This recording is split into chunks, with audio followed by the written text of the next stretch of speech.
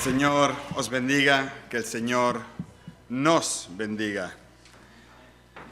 Dice la Biblia en Juan 5:39, escudriñad las Escrituras, es decir, examinad a fondo las Escrituras, porque a vosotros os parece que en ella tenéis la vida eterna, y ellas son las que dan testimonio de mí. Y esas son unas palabras que Jesús le dice a todos aquellos que lo estaban escuchando en ese momento. ¿Sabéis?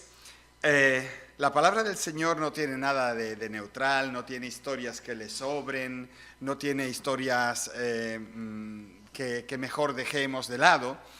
Y es por eso que yo me decanté por comenzar con vosotros en esta tarde una serie sobre la vida de José, el hijo de Jacob. En él se tipifica de una forma maravillosa la obra, la persona, la vida de nuestro Señor Jesús. En todo el Antiguo Testamento y en el Nuevo tampoco, apenas si encontraremos una personalidad que muestre de manera más clara la obra terrenal de nuestro Señor Jesucristo. Yo cuando hice este estudio me quedé realmente asombrado. Digo, ¿cómo es posible que José tenga tantísimo que ver con Jesús, ¿no? Así que con un espíritu abierto a las enseñanzas espirituales que vamos a poder sacar de aquí, vamos a aproximarnos a lo que el Señor nos quiera decir. De hecho, toda la historia se ha de entender en tres dimensiones. Vamos a entender esta historia a lo largo, es José. ¿De acuerdo? Luego, a lo alto, Jesús exaltado. ¿De acuerdo? A ver, a lo largo, a lo alto y en profundidad, nosotros, en nuestro tiempo, en nuestra vida. Entonces, vamos a ver la primera característica de José. Su vida fue profética. Yo no sé si ahí se puede reconocer muy bien lo que está a mano derecha. ¿Qué es eso?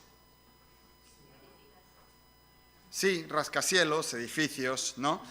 Y lo pongo ahí porque, sabéis, no me gusta que un profeta sea solo eso, alguien con un manto de colores, sino que sepamos que esto tiene que ver con hoy, con ahora.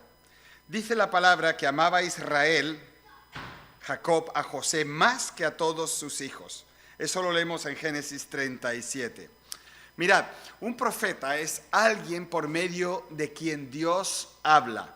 Es la voz viviente de Dios. Por eso veremos que no solamente las palabras de José son importantes, sino también su vida, sus experiencias, sus humillaciones, sus acciones. Y veremos de manera clara cómo por medio de su vida se perfila claramente lo que iba a ser la vida de Jesús muchos siglos después. Hay cosas que ya conocemos, ¿no? Como que fue entregado por sus hermanos, ¿verdad? Eso nos lleva directamente a aquel texto de los suyos no le recibieron en cuanto a Jesús, o que fue vendido. ¿Quién vendió a Jesús? Judas, claro. Fue humillado y finalmente fue exaltado y se sentó sobre el trono. Exactamente lo mismo que nuestro Señor Jesús. Es decir, las dos vidas son tremendamente paralelas. ¿Por qué fue la vida de José profética? Y yo creo que es importante que veamos esto cuando lo contestemos. Eso se debe, queridos, a que también nuestra vida debe de ser profética. Dios busca a hombres y mujeres cuyas vidas puedan ser transformadas en un testimonio, en una acción profética a todos los que los rodean. Queridos, a veces nuestras palabras sobran, pero los hechos son muy evidentes. Y una vida puede tener ese carácter profético. Dios no solamente desea que vayamos al cielo, porque si Dios quisiera que nos fuéramos al cielo, ¿qué es lo que haría? Ipso facto. Arriba, ¿no? No, Él nos deja aquí porque en primera línea lo que Él quiere es que nosotros seamos luz y glorifiquemos su persona por medio de nuestras vidas. La meta de Dios con nosotros está descrita en Romanos 8, 29. Fijaos lo que dice ahí. Porque a los que antes conoció, también los predestinó para que fuesen hechos conformes a la imagen de su Hijo, para que Él sea el primogénito entre muchos hermanos. Es decir, si nosotros decimos José es el modelo de Jesús, entonces Jesús es nuestro modelo. Por lo tanto, José es nuestro modelo también. ¿De acuerdo? Y podemos sacar muchísimas cosas de ahí. Dice Gálatas 4:19, hijitos míos, por quienes vuelvo a sufrir dolores de parto hasta que Cristo sea formado en vosotros. Esta es la vida profética, es decir, que cuando uno mire a esas personas, vea reflejada en ellas, en esas personas, la persona de Jesús.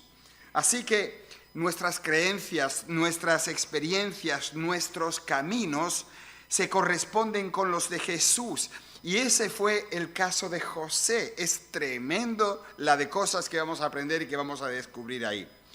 ¿Cuál fue el secreto de su vida profética? ¿Cómo llegó hasta ella? ¿Qué fue lo decisivo? Queridos, este joven hombre llevaba en su vida, llevaba de la misma manera que Jesús un cierto toque de muerte. ¿Sabéis? Es muy fácil para nosotros decir, no, sabemos que hemos de hacer morir al viejo hombre, ¿no? Eso está claro, ¿no? Y cosas semejantes. Pero una cosa muy diferente es llevar esa muerte al viejo yo, a la práctica. Que nosotros seamos transformados, que no nos parezcamos al que parió nuestra madre, eso es complicado. Eso es complicado porque somos hijos ¿de quién? De nuestra madre y de nuestro padre. Y algunos son incluso hijos ¿de quién? Del diablo, dice la Biblia. Imaginaos todas esas cosas, ¿no? Jesús llevaba, o en este caso José llevaba en su vida un toque de muerte. En 2 Corintios 4, a partir del 10, leemos de Pablo que él dice, llevando en el cuerpo siempre por todas partes la muerte de Jesús, para que también la vida de Jesús se manifieste en nuestros cuerpos. Porque nosotros que vivimos siempre estamos entregados a muerte por causa de Jesús, para que también la vida de Jesús se manifieste en nuestra carne mortal. Fijaos, queridos, no son solo palabras y dichos, sino entrega total. Aunque José no conocía a Jesús, en su vida también vemos reflejada esa muerte de Jesús. Salmo 105, leemos sobre la vida de José. Dice que envió un varón delante de ellos a José, que fue vendido por siervo. Afligieron sus pies con grillos. En cárcel fue puesta su persona hasta la hora que se cumplió su palabra. El dicho del Señor se cumplió. En José se cumplió la palabra del Señor. ¿En quién se cumplió de forma excelsa la palabra del Señor? En Jesús. ¿Y quiénes están llamados a que también se cumpla la palabra del Señor en sus vidas? Precisamente nosotros. Entonces, una vida profética, una vida que las personas miren, aunque tenga ese toque de muerte, es una vida de bendición para las personas que nos rodean. Sí o sí.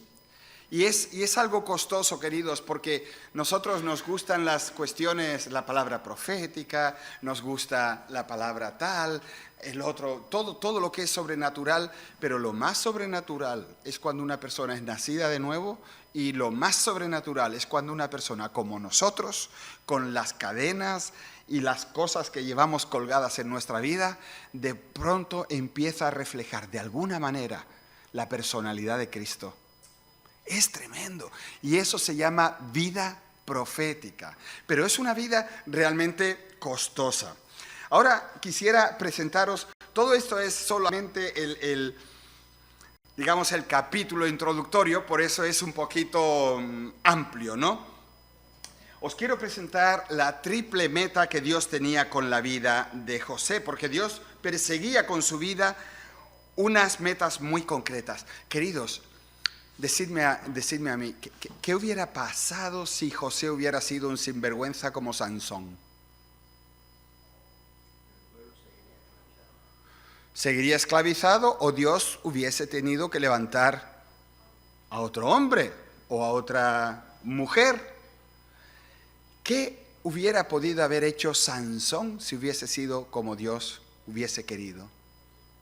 ¿Qué hubiese sido Sansón? No nos lo podemos ni imaginar lo que Dios hubiera podido hacer con él, pero no, fue un mujeriego, alcohólico, un bruto, un violento, un desobediente, fue de todo menos bueno. Entonces, cuando nosotros hablamos aquí de la triple meta de Dios con la vida de José, es realmente, son las metas que Dios tiene con él, pero las puede conseguir solamente porque José es un hombre muy especial en cuanto a la santidad, en cuanto a la obediencia que él le tiene a Dios. Lo primero es que por medio de su bajada a Egipto, Dios quería salvar a toda su familia de morir de hambre. Y además, ¿a quién salvó? Además de a Jacob y a todos sus hijos y nietos. Salvó a todo Egipto y aparte del extranjero. Es decir, Dios tenía un pensamiento con su vida. Este joven va a ser de salvación. Va a servir para salvar a los demás. La segunda es que Dios quería mantener a su pueblo puro. ¿Sabéis? El problema más grande que tenía su padre, Jacob, y esa pequeñita tribu, es que estaban rodeados de pueblos mucho más grandes que ellos y que en el sentido moral eran tremendos. No hay nada, bueno, Sodoma y Gomorra son un ejemplo de lo que había por allí. Quemaban a sus hijos a los dioses, tenían la prostitución sagrada, eran unos buenos chabacanos en cualquier medida, desconsiderados, estaban corruptos. Y eso era como una tenaza alrededor de ellos. ¿Vosotros creéis que esos poquitos hubieran podido aguantar? Yo no lo creo. ¿Y sabéis por qué no lo creo? Porque ya los hermanos de José eran unos sinvergüenzas, corruptos, con opciones mentales que le daban lugar al asesinato. Venden a su hermano más pequeño en ese momento, al segundo más pequeño. Es algo tremendo como eran ya. Entonces Dios se lleva a José a Egipto y cuando José está sentado en el trono y tiene el poder, él habla también con el, casi digo presidente, estaba pensando en Trump, no, con el faraón. Y pide la tierra de Gosén para que allí viviera su familia. Eso significa separación. Significa que no iban a estar en contacto directo con los egipcios. Los egipcios decían, de todas maneras, que los que llevaban cabras y tenían ovejas, los pastores eran inmundos, pues no tenían nada que ver con ellos. Por lo tanto, ellos se desarrollan allí como un pueblo separado, sin la presión cultural que hubiese significado quedarse en la tierra donde estaban viviendo antes. Entonces, Dios tiene una meta más con este joven y es la pureza de su pueblo, salvaguardarla. Y la tercera, la vida de José, y este es el significado más profundo, debía de servir como preparación para que el Mesías prometido pudiese venir a su pueblo. Es decir, Dios ya en Génesis 3 había prometido un Salvador, había prometido a alguien que iba a vencer al enemigo.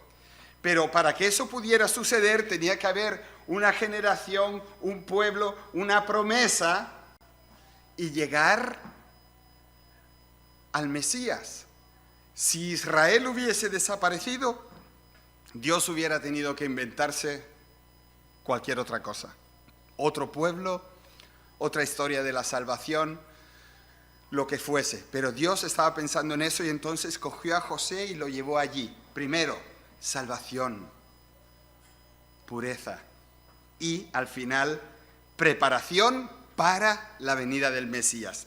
Ahora, la cuestión es que Dios tiene exactamente las mismas metas con la vida de sus hijos, contigo y conmigo. Yo he puesto un barbudo aquí para que nadie piense que estoy hablando de él, ¿no? Y además, un barbudo pelirrojo ahí.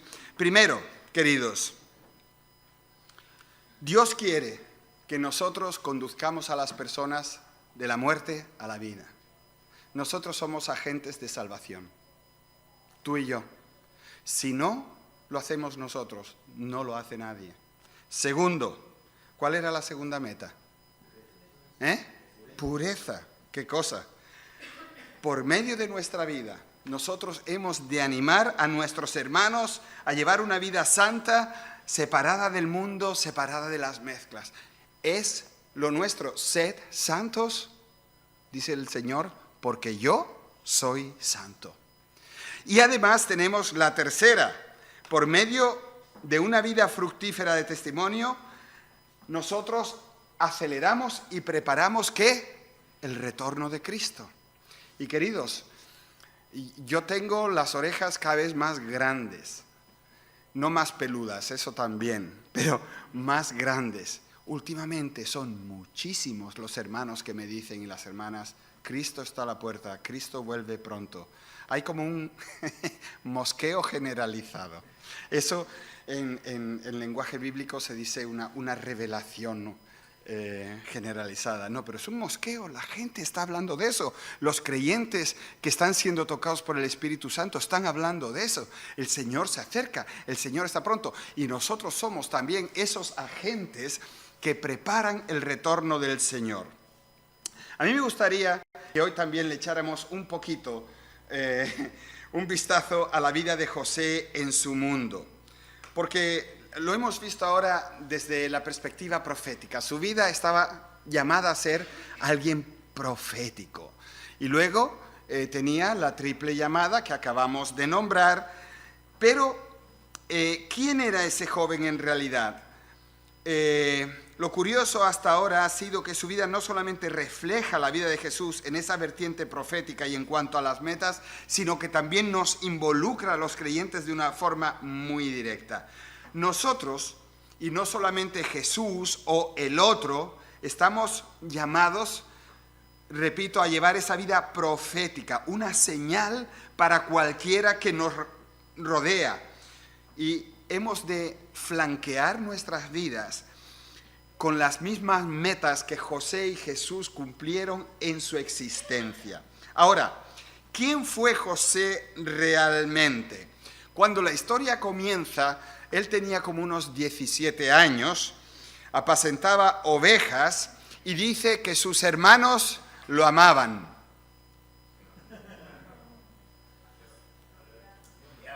A ver, ¿cuál es la palabra que utiliza la Biblia? Lo aborrecían. Le tenían inquina, coraje. Y esta es una o quizás la mayor condición para que el Señor Jesús se manifieste en nuestras vidas, que el mundo nos aborrezca. Porque si nosotros estamos viviendo para esa triple tarea que el Señor nos da, ¿tú te crees que el mundo te va a poner la alfombra roja? Dile al mundo, solo Cristo salva. ¿Y sabes qué te dicen? Talibán cristiano. ¿Ah? Es tremendo, es tremendo. Vosotros no estuvisteis en su casa cuando la hermana que esta mañana dio ese testimonio tan súper impactante. ¿A quién le impactó el testimonio? De los que lo oyeron.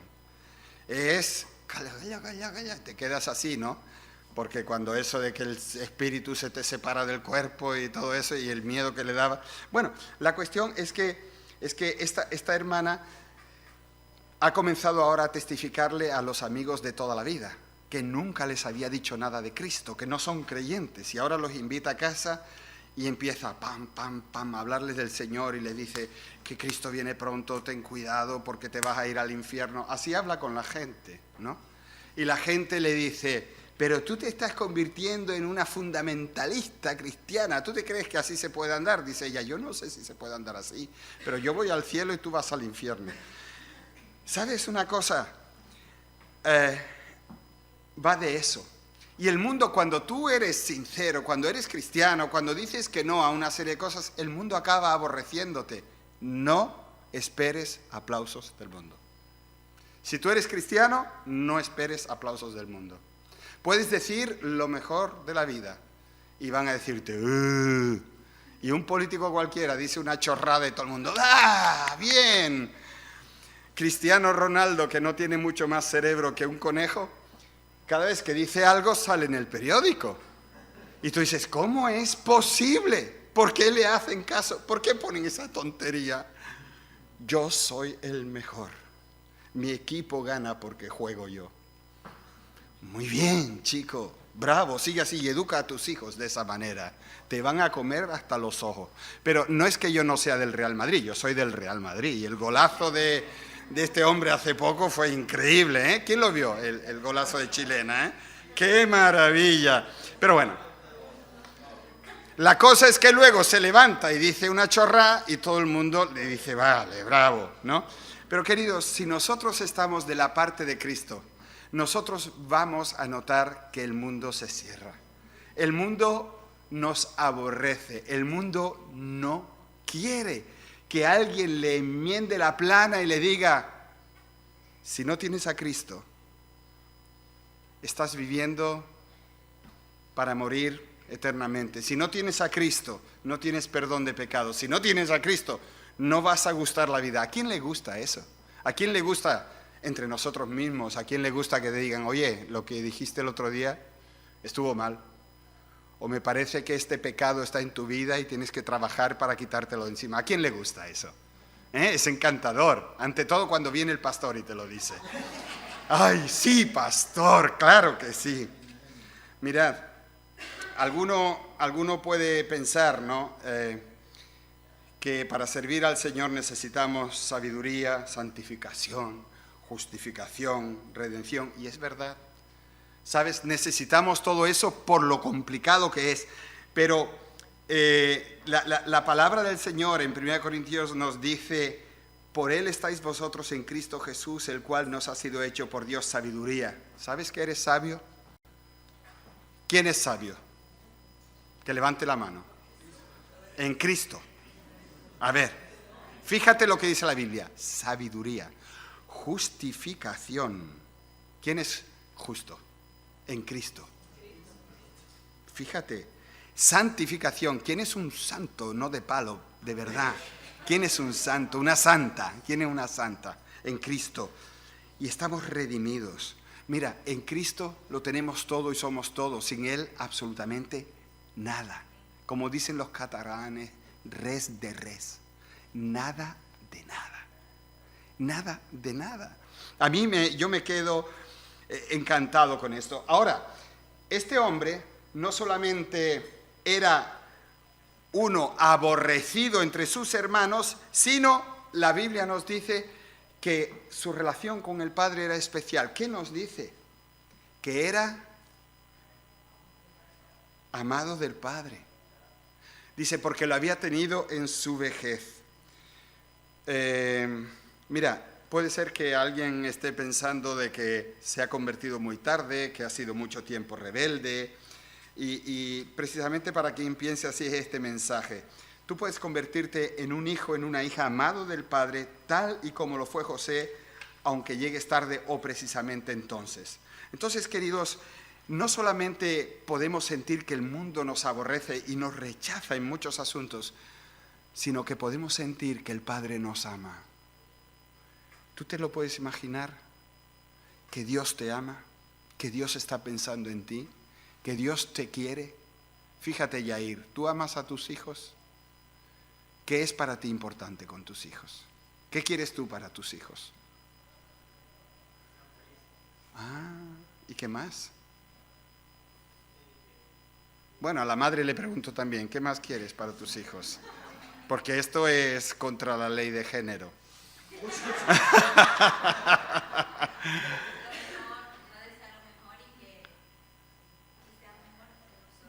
Que sean mejores que nosotros. Más grandes cosas que estas haréis, nos dice el Hijo unigénito de Dios. Es tremendo. y queremos su felicidad. Es lo que Dios quiere para nosotros. Mirad, el padre ni lo sabía cuando le regala esa maravillosa ropa de colores. Lo está exaltando, está diciendo, tú eres mi hijo amado. Y el padre dice de Jesús, este es mi hijo amado, en quien tengo contentamiento. Imagínate, tú y yo somos hijos amados de Dios. Además, este chico, al contrario de lo que sus hermanos tenían, él tenía una relación íntima con su padre. Y su padre le hablaba y le decía, haz esta cosa, y él la hacía. Vete a tal sitio, y él iba. Imagínate eso. Que el Señor, Adolfo, te diga, Adolfo, ahora tú te levantas y vete al salón y ponte de rodillas porque yo quiero hacer y decirte algo. Imagínate que Dios te ponga eso en el corazón. Cada vez más personas de la iglesia me lo están diciendo. Dios los está despertando en medio de la noche y les está poniendo unas cargas de oración en el corazón que es impresionante. Es decir, no es solamente que Dios te ame, sino que Dios está buscando una relación íntima contigo. Yo me encanta que mis hijos llamen a casa. Son muy comunicativos. Timoteo, menos de 40 minutos, no habla. Benja anda por los 55. Damaris habla menos. Y Priscila habla más que Damaris todavía. Pero los chicos, yo los escucho hablar. A Damaris habla más con Anne. Y Priscila también, aunque a veces me meto ahí y cojo el teléfono yo también. Pero es que uno lo está deseando de que los hijos llamen a casa para hablar un ratito con ellos. Dios busca esa relación íntima contigo. Dios, en este caso, el Padre, la primera tarea que le da, ¿os acordáis la primera tarea que le da el Padre a su hijo aquí? A José, su padre, ¿qué tarea le da? Vete a buscar a tus hermanos. Cuando nosotros tenemos esas experiencias con el Señor, lo único que queremos es que los hermanos lo sepan. Vete a buscar a tus hermanos. Justo esta hermana que esta mañana dio ese testimonio tan bonito en la iglesia, cuando lo tuvo nos llamó y nos dijo, pastor, tengo que contarle algo, si no, hubiera explotado. ¿Qué cosa más hermosa? Vete a buscar a tus hermanos. Es nuestra tarea también. El amado del Padre, la conciencia de los hermanos. Y voy a ir a una última lección práctica de la vida de José que nos atañe a nosotros y que tiene que ver con que su padre lo vistió con una túnica de diversos colores. En Isaías 61:10 encontramos un versículo paralelo al de Génesis 37:3. Dice, en gran manera me gozaré en el Señor, mi alma se alegrará en mi Dios, porque me vistió con vestiduras de salvación, me rodeó de manto de justicia, como novio me atavió y como a novia adornada con sus joyas. ¿Cómo te ve Dios a ti mismo ahora, Ulrike? ¿Cómo te ve? No es la ropa de Seia, no es la ropa del modista de ahí enfrente, no es eso. Dios nos ve ataviados con vestiduras de salvación, rodeados de un manto de justicia, y entonces Él acaba de adornarnos como a un novio y como a una novia. Algo precioso. Las que han sido novias y se han casado de blanco saben de lo que estoy hablando. Princesas por un día, ataviadas a tope, lo máximo, único, maravilloso. Inolvidable, ¿verdad?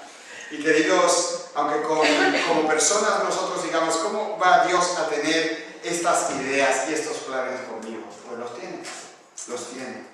Los tiene porque estas promesas son para todos. Él nos rodea de ese manto de justicia, de de ese manto de colores. Nosotros somos gente tremendamente cercanas al corazón de Dios, privilegiados. Y queridos, no hace falta que le den muchas vueltas a esto, sino que tú interiormente te des cuenta del Dios que tienes, de ese Padre que te ama de forma incondicional. Esto es un secreto entre vosotros y yo. No se lo digáis al Estado porque me multan. Yo a mis hijos les he pegado. Y yo también. Que nos cierran la iglesia, que nos cierran la iglesia. En un momento dado de una mala actuación, creo que con cada chico me ha tocado hacerlo 2 veces. Me he sentado y he dicho, ven acá. Y dice, bájate los pantalones. Y el calzoncillo también. Y ahora te pones aquí. Y sabes cómo suena eso. Y cómo huele. Es amor. A mí me dolía más que a ellos. Con cada torta que yo le daba, ellos gritaban. Al principio intentaban aguantarse, pero ya luego... Pero a mí el alma la tenía desgarrada. Dios mío, ¿qué les estoy haciendo? Pero tienen que aprender la lección. No te preocupes cuando Dios tiene que darte 4 tortas porque lo hace. Él está fuera de la Unión Europea, no lo van a pillar los jueces alemanes. Pero lo que hay detrás es un amor incondicional, indescriptible, increíble. Dios te ama a ti también, Paco. Y Dios también piensa en ti, Paco. Porque Dios te creó y Dios te ha traído hasta aquí y ha sostenido tu vida. Dios ama de forma incondicional. Por eso vamos a dejar ahora esta historia y vamos a alegrarnos de que la semana que viene nos vamos a encontrar ya de una forma algo más práctica y menos teórica con José, con su vida, con lo que le pasa, y lo vamos a ir acompañando en su tremendo viaje hasta que después de pasar por esas vicisitudes tan tremendas lo veamos un día en el trono junto al faraón, como a nuestro Señor Jesús, que está sentado al lado del Padre, y como nosotros que nos sentaremos un día al lado de Jesús. Amén. Amén.